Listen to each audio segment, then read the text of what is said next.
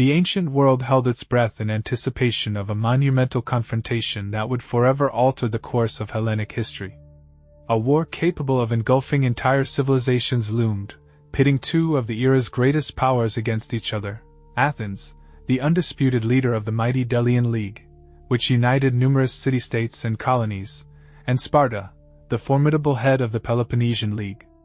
This clash promised to be unprecedented. On one side, a formidable, almost invincible naval fleet; on the other, one of the most dominant and legendary infantry forces ever to walk the earth. Before this fateful conflict erupted, Athens had already etched its name into the annals of history by decisively defeating Persian invaders at the famed Battle of Marathon. A decade later, when a far more numerous and formidable Persian force invaded Greek lands again, they met with a series of significant setbacks.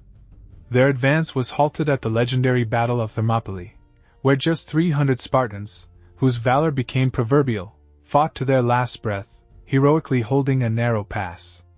Shortly thereafter, at Salamis, the Persian fleet suffered a crushing naval defeat at the hands of skilled Athenian sailors, marking a turning point in the war. Finally, at Plataea, the Persian army was utterly routed on land, sustaining catastrophic losses, after which its numbers significantly dwindled, forcing it to abandon its ambitious campaign to conquer Greece once and for all. For the next half-century, both Athens and Sparta maintained a unified anti-Persian policy, actively supporting any actions directed against the Persian Empire in the eastern Mediterranean. This common objective remarkably allowed a fragile and temporary peace to be maintained between the two potential hegemons of Hellas. Desiring to ensure reliable protection against the Persian maritime threat and to continue the fight for the freedom of Greek cities, the Athenians formed the Delian League.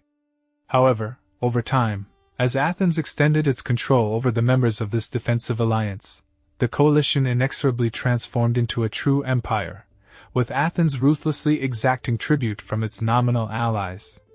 The funds acquired from these client states enabled Athens to flourish into a prosperous city, envied throughout the Hellenic world, and to build an impressive fleet of 300 triremes, swift and maneuverable warships.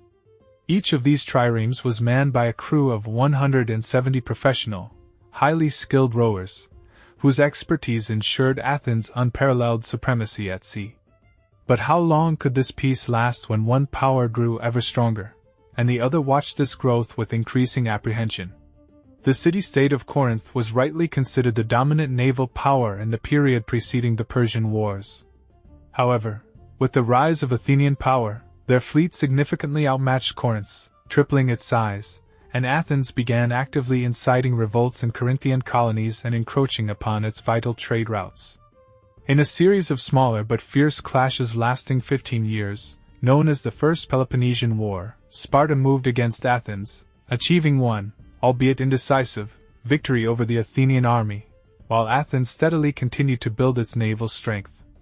One of the most significant developments of that period was the large-scale rebuilding of Athens' walls, accompanied by the construction of a long causeway that securely connected Athens to its key port city of Piraeus.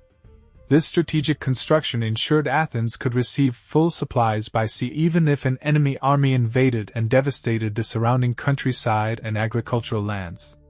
This hostile period concluded with the signing of the so-called 30 Years' Peace between the two city-states, which, however, lasted less than half its intended duration. Despite the signed peace agreement, animosity persisted between Athens and Corinth, and in 431 BC, Corinth successfully persuaded Sparta and the Peloponnesian League to declare war on Athens with the explicit goal of ending the burgeoning Athenian Empire.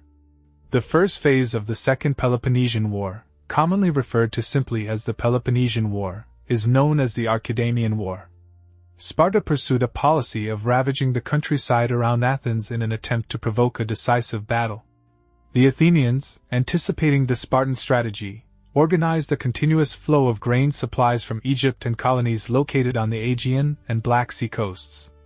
The Athenian strategy involved blockading the Peloponnesian Peninsula from all trade and supplies, while simultaneously raiding Sparta's allies at opportune moments. Although the Athenians initially seemed to hold the upper hand in this asymmetrical war of attrition, meticulously planned for years by the Athenian statesman Pericles, the population from the surrounding rural areas streamed into the safety of Athens' walls. In the early stages of the war, this circumstance had been anticipated, and prosperous Athens had more than sufficient food supplies flowing into the overcrowded city to feed all its inhabitants. However, an unforeseen calamity emerged. A contagion, carried with grain shipments, brought a plague that rapidly spread throughout the densely populated city.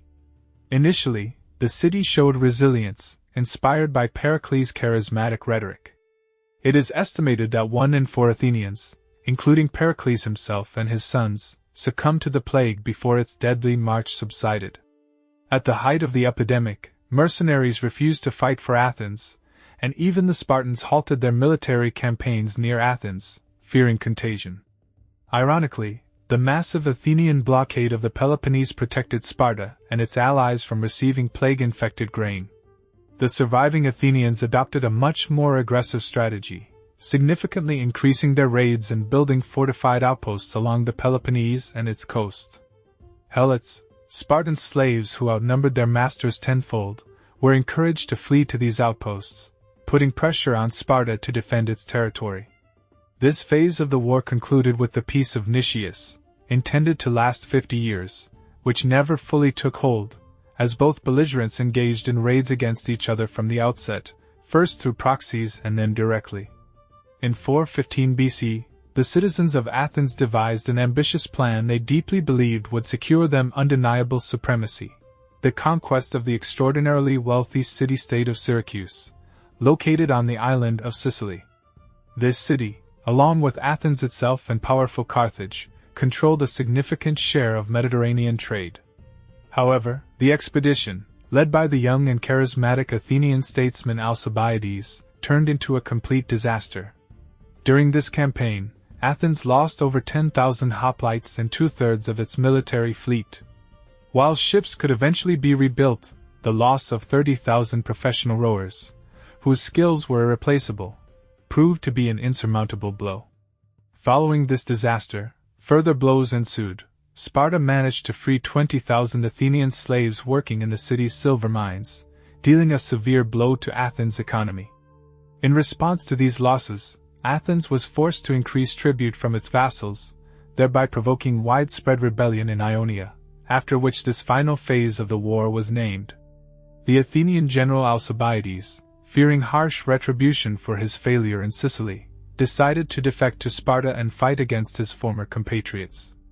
Concurrently, Sparta began receiving significant financial injections from the Persian Empire, which viewed the Athenian Empire as a serious threat to its interests. Thanks to this powerful financial backing, Sparta was able to significantly expand its fleet and, acting in concert with its Corinthian allies, inflicted a crushing defeat on the Athenian navy at the Battle of Aegospotami. The Athenian state, stripped of its naval power and effectively left without a fleet, soon found itself besieged by Spartan forces and, unable to resist, promptly capitulated to the enemy's onslaught.